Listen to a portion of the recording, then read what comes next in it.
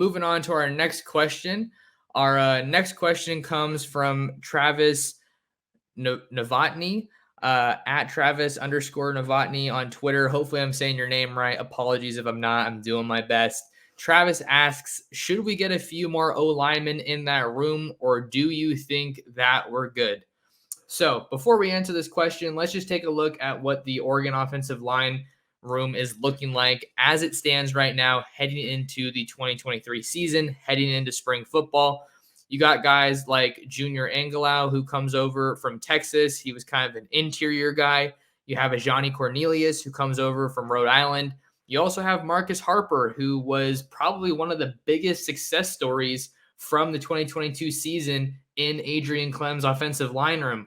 Because just rewind it for yourself, if you could, a little bit. Stephen Jones gets banged up early in the season. Marcus Harper comes in there and does not miss a beat. Marcus Harper was an absolute beast for Oregon along the offensive line last year, and I think it was very easy for him to get lost in the mix because you had so many veterans around him, such a strong veteran presence. But he came in there, he stepped in that left guard spot and absolutely dominated.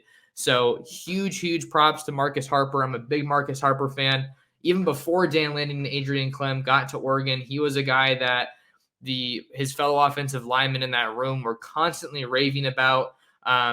Also, got ready to play some center. So maybe we see him play a little bit of center next year, but he did really well at left guard. So I feel like you can feel comfortable playing him there.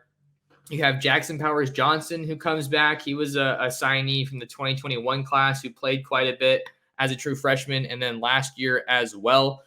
He's another guy who really played all over the offensive line, but I think the staff feels more comfortable with Jackson Powers Johnson playing on the interior, whether that be at guard or maybe he's the next center. I feel like the next center is going to be one of Jackson Powers Johnson or Marcus Harper. If I had to guess right now. You have Stephen Jones, who comes back for another year. He played a lot of right guard alongside Mali Sala Amavailaulu when Sala was still at Oregon, but he's heading off to the NFL draft right now.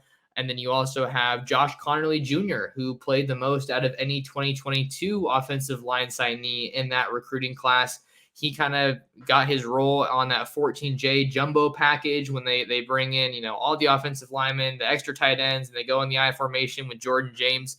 But he played a whole lot. You'll remember last year, he even caught a touchdown pass on his birthday against Colorado, I want to say it was. So Josh Connerly is someone that this staff is super high on. He was the highest offensive tackle recruit in the entire country, I want to say, from 2022. So he's going to be back and ready to take on a bigger role. And then you also have Faope Laulaulu, one of two Laulaulu brothers on this team, with Iapani coming over from Honolulu in the 2023 signing class. He's recently enrolled at Oregon as well.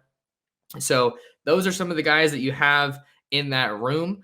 And I think when we're looking to next year, this is where the transfer of a guy like Dawson Jaramillo kind of maybe, pops into your head or maybe hurts a little bit, because he was a really solid depth piece, but he entered the transfer portal and is looking for a new home. So I think my long answer to this question from Travis about, do you maybe want to get a few more O-linemen in that room, or do you think we're good? I think maybe a few more couldn't hurt. Maybe one or two. Because if you can't get some more, one or two guys maybe from the transfer portal, I think that you're in the position where you need to get some guys from the 2022 class to take a step forward. Can guys like Dave Yulee, can guys like Kavika Rogers from the 2022 class take a step forward? Are they ready for a bigger role if they are called upon? Because basically right now, where Oregon stands, I think that they have a really solid first group, but there's still a couple more pieces that they're going to want to try to get figured out in terms of having a second line ready to go. And whatever position you're coaching or playing in college football, you want to have a dependable two deep. That's the recipe for success. So great question from Travis on the offensive line. I think getting a few more would be great for Oregon, but if they can't, I think that they have some really talented recruits, some young guys that could give them some good reps if needed.